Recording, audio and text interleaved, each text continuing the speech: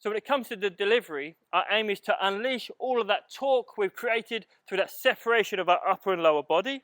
And our aim is to lift the discus through the delivery.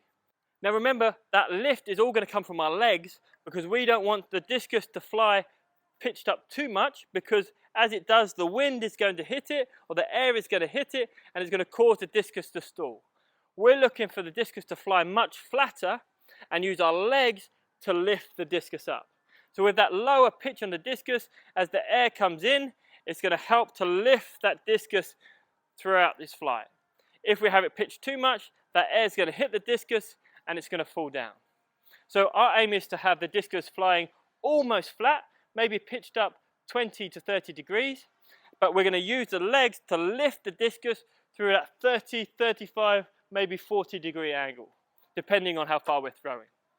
So as we move into our standing throw position, as soon as our right leg or our rear leg touches down in the middle of the circle, our aim is to add vertical force to help lift the discus through the throw.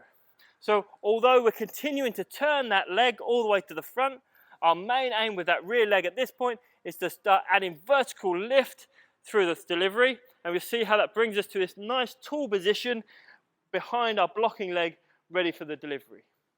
So the delivery of the discus starts from our weight over our rear leg and pushing against the ground to generate height and lift of the discus.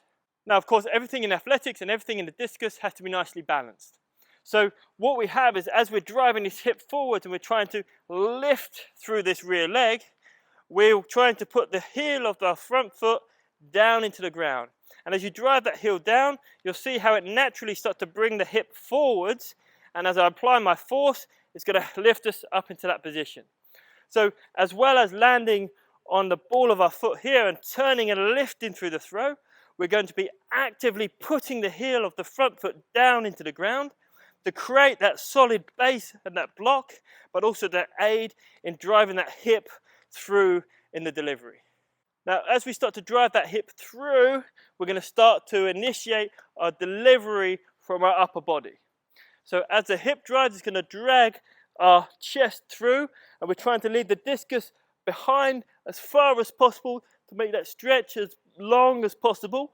But as we stand up into our throw, we're going to have that stretch, and we're going to see how that disc is going to arrive late with a nice stretch for our chest, and we're trying to release from the nice 90-degree position of our armpit, and from here we're going to pull across the chest to unleash that stretch we've made in our pectoral muscles, releasing across the body, not forgetting to impart that spin onto the discus to get the rotation in the flight, but also to get every single centimeter we can out of that delivery.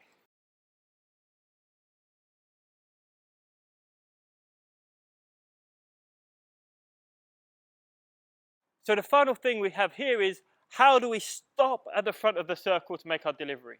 Because there are two basic techniques. There's the block and the standing delivery, and there's also the jump delivery where we're taking off as we release the discus. Now, it really depends on the type of athlete we are. Some of our athletes are going to be strong. They're going to put a really strong blocking, and they're going to use that block to deliver against, to impart their strength into the throw. Some of our faster, more agile athletes are going to try and use their jumping ability, and as they release that force from the ground, pushing vertically from the ground, as they release the discus, their feet are going to come off in the delivery. Now, our fixed feet athletes are going to deliver. They're going to stay behind that blocking leg and watch the discus fly. Our other athletes who are coming off the ground are going to have to change feet after the delivery, and they do that by moving their blocking leg to the middle of the circle to counterbalance that weight they have out the front of the circle. So as we deliver the discus coming off the ground, we're going to aim for maximum range in the delivery, taking our weight outside the circle, and we counterbalance that by bringing our blocking leg back to the middle of the circle.